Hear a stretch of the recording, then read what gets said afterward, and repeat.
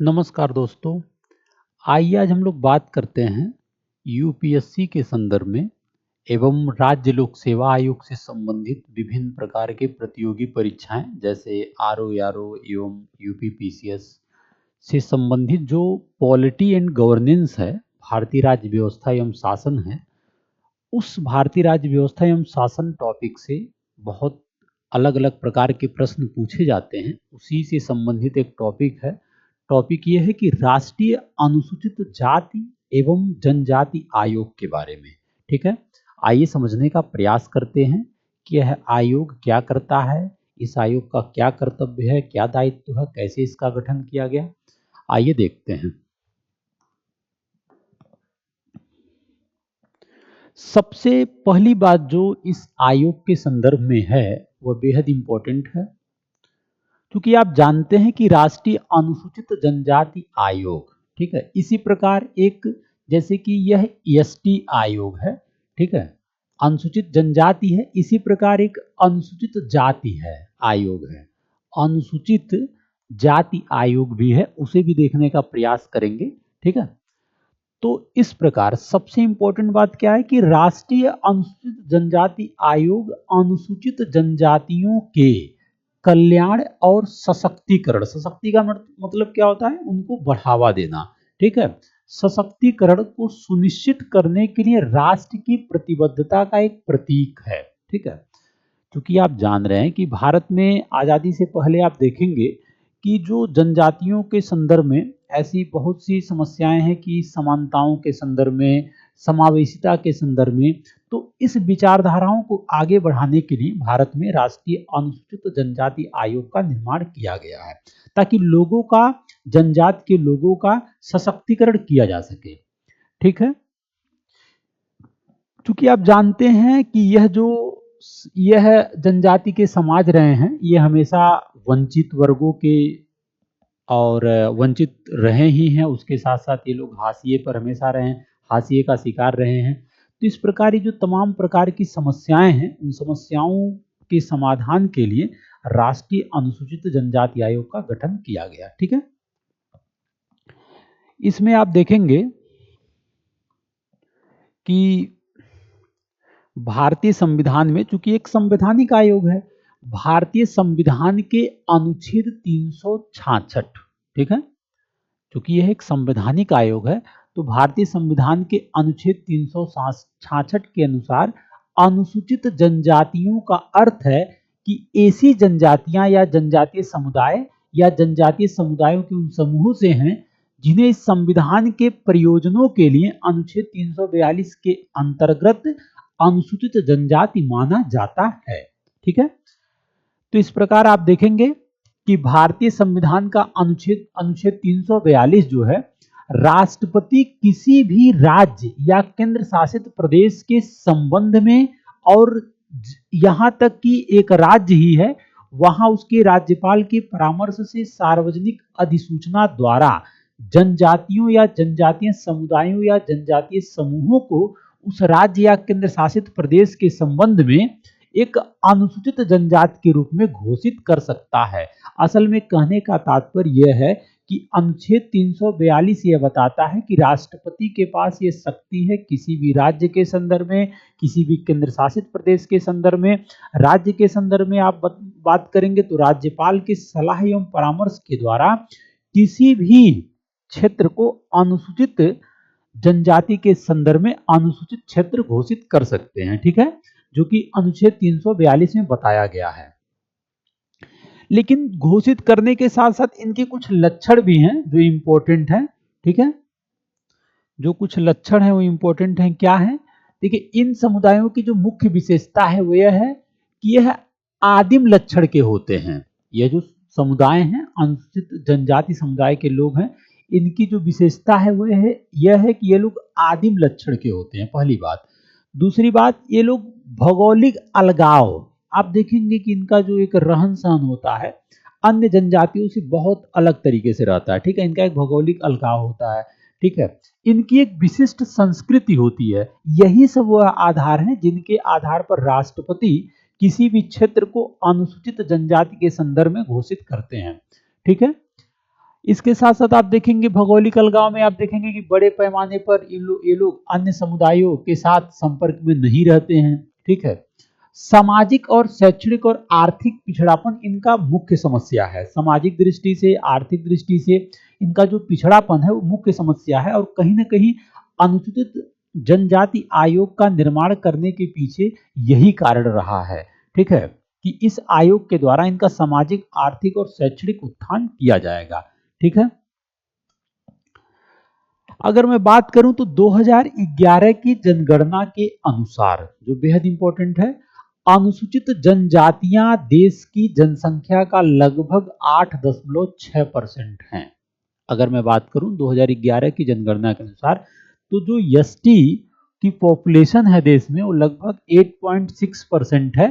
ठीक है, और आप जानते हैं कि भारतीय संविधान के अनुच्छेद 342 के तहत 700 से अधिक जनजातियों को अधिसूचित किया गया है अनुसूचित जनजातियों के रूप में।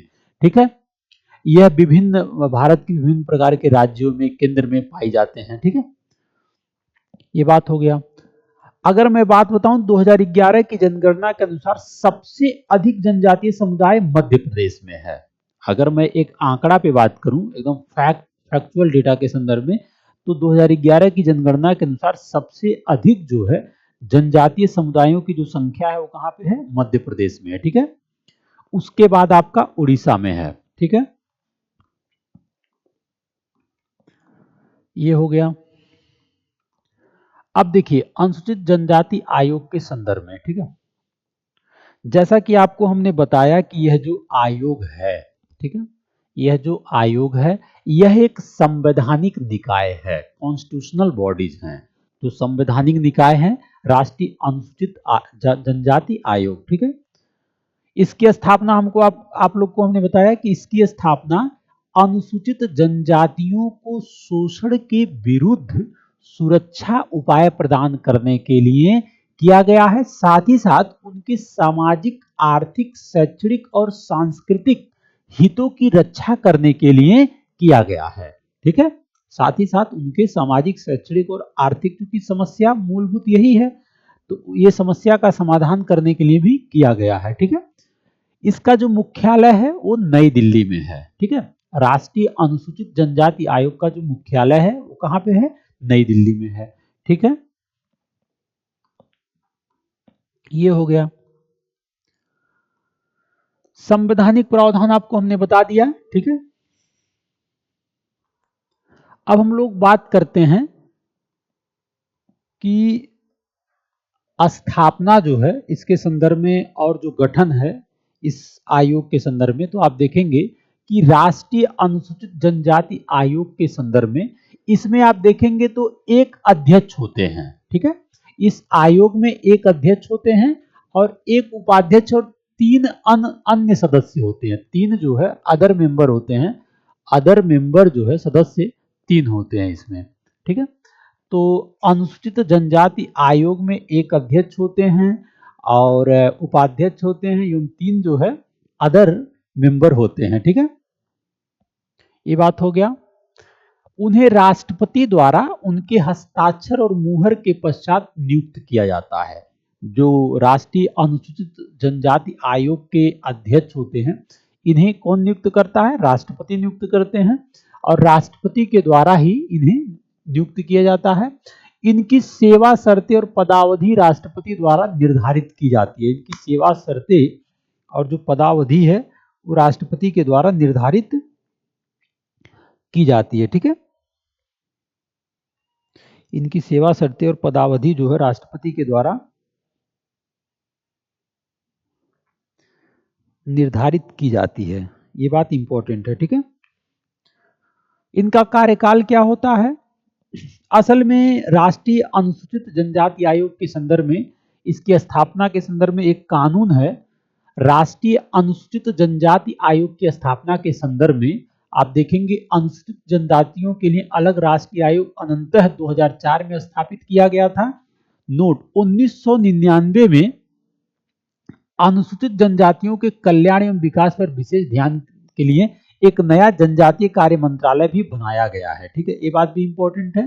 ठीक है, इसके बाद आप देखेंगे कि इन इन सदस्यों का जो कार्यकाल होता है वो बहुत इंपॉर्टेंट है। ठीक है, सदस्यों का जो कार्यकाल होता है, राष्ट्रीय अनुसूचित जनजाति आयोग के अध्यक्ष, उपाध्यक्ष और सदस्यों के लिए एक जो नियमावली है वो 2004 के अनुसार, चूंकि 2004 में इसका गठन किया गया था, इन जो राष्ट्रीय अनुसूचित जनजाति आयोग का गठन 2004 में किया गया था, तो 2004 का जो नियमावली है उसके अनुसार राष्ट्रीय अनुसूचित जनजाति आयोग के अध्यक्ष, उपाध्यक्ष और अन्य सदस्य उस तिथि से 3 वर्ष की अवधि के लिए पद धारण करेंगे जिस दिन से वह उस पद को ग्रहण करते हैं, 3 वर्ष की अवधि के लिए। ठीक है, अध्यक्ष, उपाध्यक्ष को और अन्य सदस्य 2 से अधिक कार्यकालों के लिए नियुक्ति के पात्र नहीं होंगे।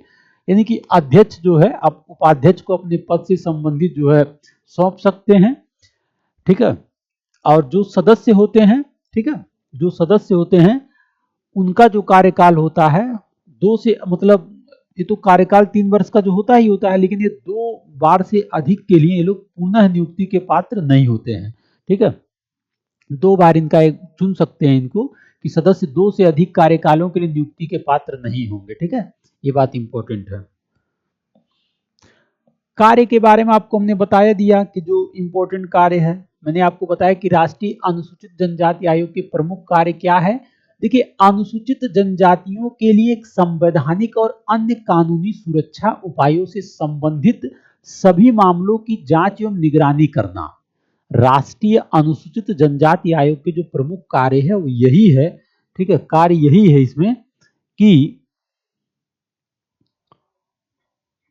कार्य क्या है, कार्य यही है कि अनुसूचित जनजातियों के लिए संवैधानिक और अन्य कानूनी सुरक्षा उपायों से संबंधित सभी मामलों की जांच एवं निगरानी करना तथा उनके कार्यान्वयन का मूल्यांकन करना, अनुसूचित जनजातियों के अधिकारों और सुरक्षा उपायों से वंचित किए जाने के संबंध में विशिष्ट शिकायतों की जांच करना, विशिष्ट शिकायतों की जांच करना। ठीक है, विशिष्ट शिकायतों की जांच करना, अनुसूचित जनजातियों के सामाजिक आर्थिक विकास की योजना प्रक्रिया में भाग लेना और सलाह देना तथा केंद्र या राज्य के तहत उनके विकास की प्रगति का मूल्यांकन करना।